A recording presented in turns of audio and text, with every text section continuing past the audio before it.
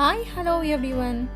ఈరోజు మన అమృతాస్ తాజా కిచెన్ స్పెషల్ మన అందరికీ ఎంతో నచ్చే వెజ్ ఫ్రైడ్ రైస్. దీన్ని హోటల్ స్టైల్లో మన ఇంట్లోనే ఎలా తయారు చేసుకోవాలో చూద్దాం. అలానే కావలసిన పదార్థాలు కూడా చూద్దాం. ముందుగా స్టవ్ వెలిగించి ప్యాన్ పెట్టుకొని 2 టేబుల్ స్పూన్ల ఆయిల్, 2 టేబుల్ స్పూన్ల బటర్.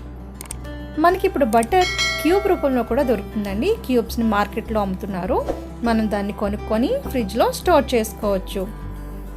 సో నేనైతే బటర్ క్యూబ్ని యూజ్ చేస్తున్నాను. సో క్యూబ్ కాస్త మెల్ట్ అయినాక ఇప్పుడు నేను అందులో 1 టేబుల్ స్పూన్ వెల్లుల్లి చిన్న చిన్న ముక్కలుగా తరుక్కొని వేసుకున్నాను. చూసారు కదా. వీటిని 1-2 నిమిషాలు దోరగా వేయించుకున్న తర్వాత ఇందులో 1-2 పచ్చిమిర్చి చిన్న చిన్న ముక్కలుగా కట్ చేసి అవి కూడా వేస్తున్నాను. చూడండి.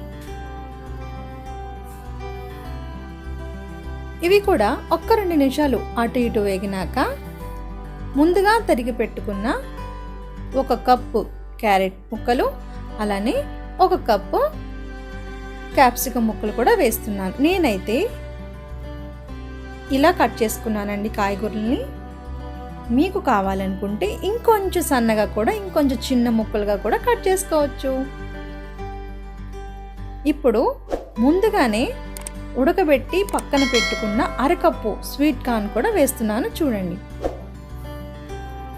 ఇవి కూడా వేసుకున్నాక 1-2 నిమిషాలు అటు ఇటు వేయించుకొని 1 చిటికెడు ఉప్పు వేసుకుందాం. ఎందుకంటే జనరల్గా కాయగూరల్లో కాస్త ఉప్పు ఉంటుందండి, అలానే బటర్లో కూడా ఉంటుంది కదా. సో అందుకే చిటికెడు ఉప్పు వేసుకుంటే సరిపోతుంది. తర్వాత రైస్ వేసినప్పుడు కూడా మళ్ళీ మనం ఒకసారి ఉప్పు చూసుకొని వేసుకుందాం.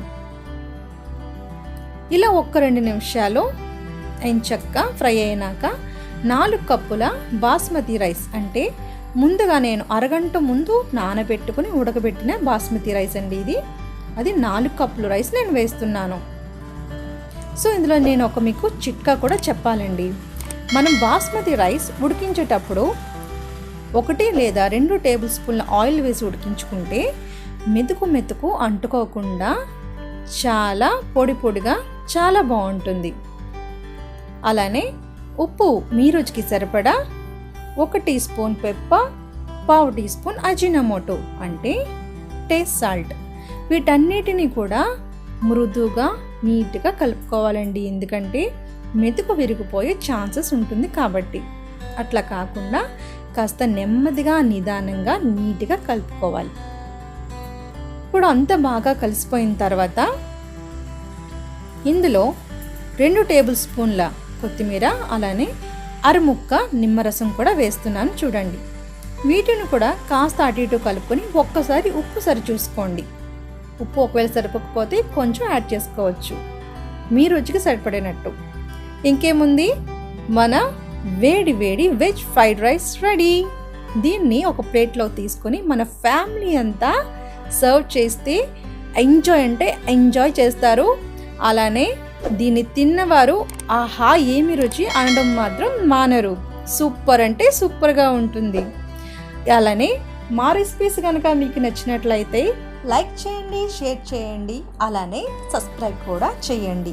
మీ వాల్యుబుల్ సజెషన్ని మా కామెంట్ సెక్షన్లో కూడా తెలియజేయండి. ఈ రెసిపీని తప్పకుండా ట్రై చేయండి, ఎందుకంటే చాలా అంటే చాలా బాగుంటుంది. Thanks for watching.